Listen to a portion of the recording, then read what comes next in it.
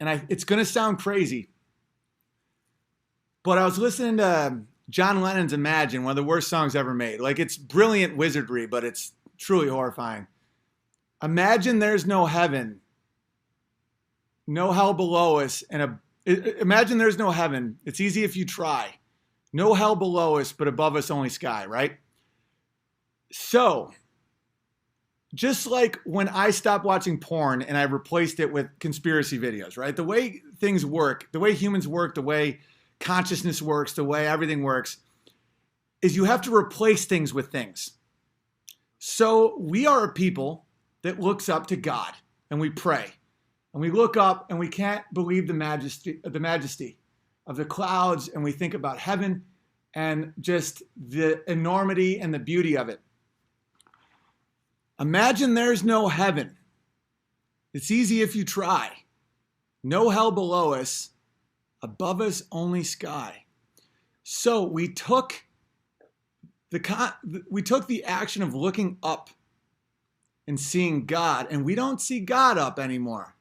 We see empty space coupled with infinite possibilities.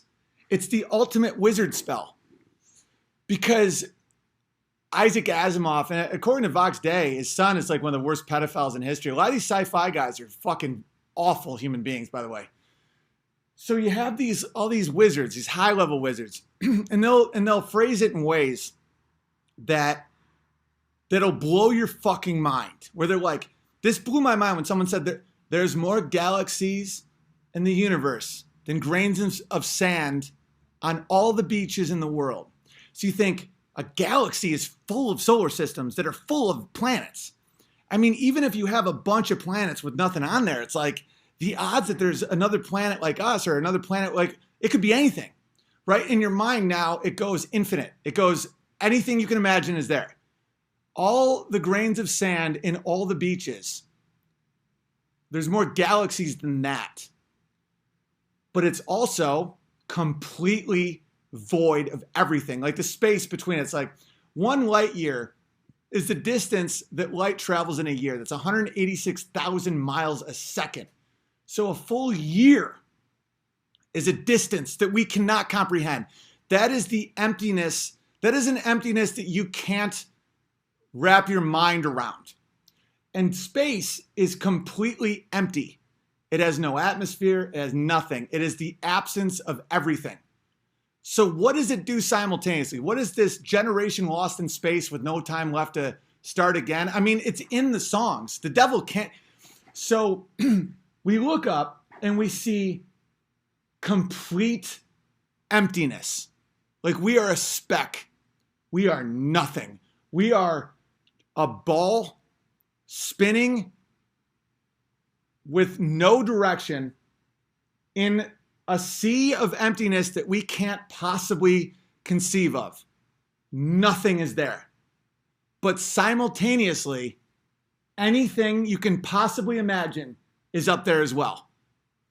And so to bridge that gap between science fiction and reality, which is what science attempts to do. Science is wrong more than fucking anything. Watch any movie from the 90s or anything where they're just referencing anything scientific. They were wrong about fucking everything. So to bridge that, you had to put a human being up there.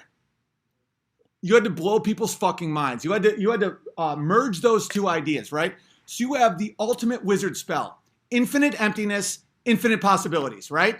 You put it in the same place people used to look at God with, right?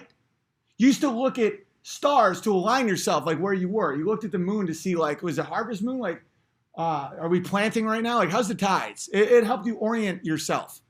And you focused on the earth and your family and your surroundings. And you, it gets, guys, I'm right about this. It's brilliant and evil. Okay, we're thinking about terraforming Mars. Just think, what does that do to a population? Okay, so people are now like, life on Mars. Okay, we skipped all over. The moon is, no one talks about the moon. By the way, the Mars is a red version of the moon.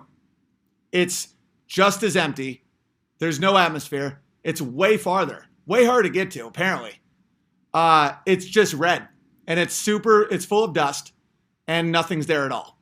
But yet now everyone's like, gotta get to Mars, right? So people are like, okay, we can terraform Mars. We can alter the atmosphere. No one's doing that to fucking Greenland. No one does that to fucking Alberta.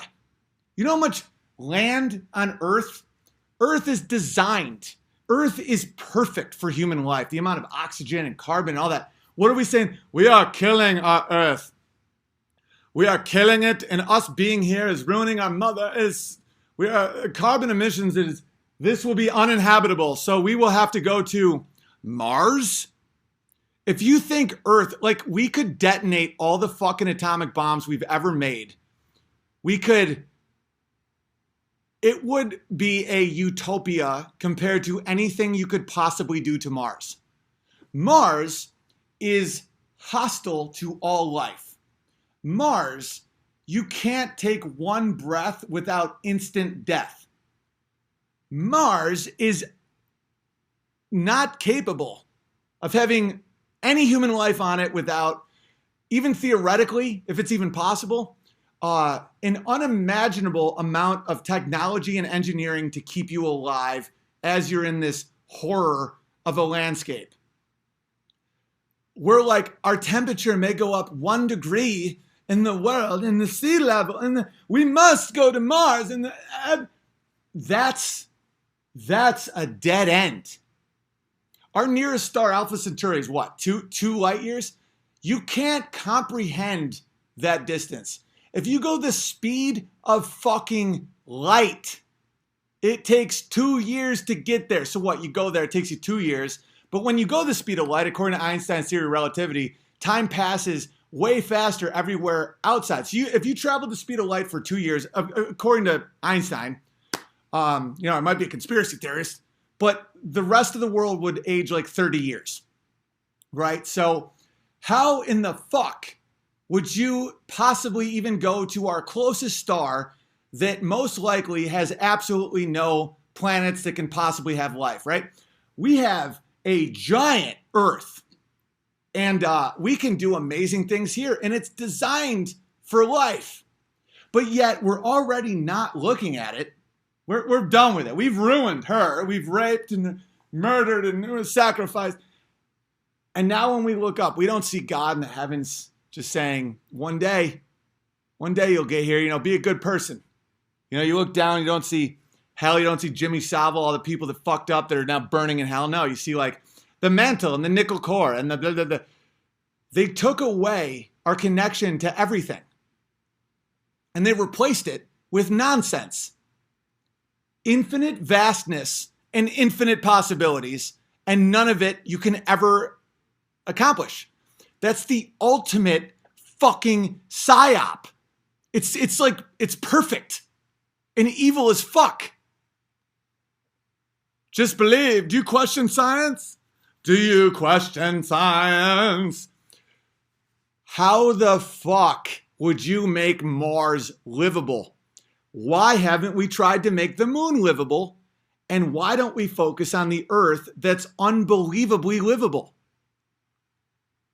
We're just so enamored with these fucking wizard priests that don't know shit about science. I know more about science offhand than some of these wizard priests. It's like,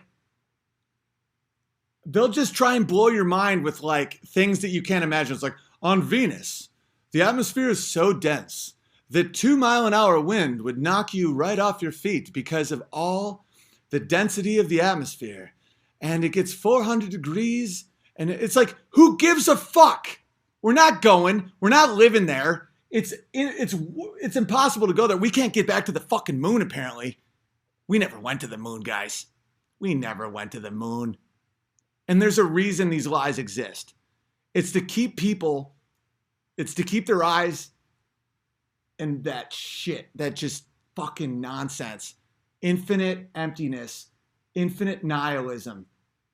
The amount of empty, just random, hopeless, black, coupled with anything you can imagine. How the fuck is that not a psyop? And then you couple that with the fact that all evidence says that we never went to the moon and that NASA just endlessly lies. It was started by an SS Nazi who was best friends with Walt Disney. They said they no longer have the technology. They erased all the tapes and no other countries ever went to the moon. How can you believe that? How can you live in a world where you aren't skeptical enough, or you're like so just, you just have to fucking fit in? Are you scared? Like, what is it? Everything isn't a lie. Yeah, we faked the fucking moon landing. So what? That's a real keyboard. This is a real fucking White Claw spritzer. It's freeing. It makes you realize that, like, that cognitive dissonance that people feel all the time and can't put their finger on it and just get angry at dumb shit. And it's like, just let it go. I don't know. I gotta go. Hit the like button. You guys know that this shit should be listened to.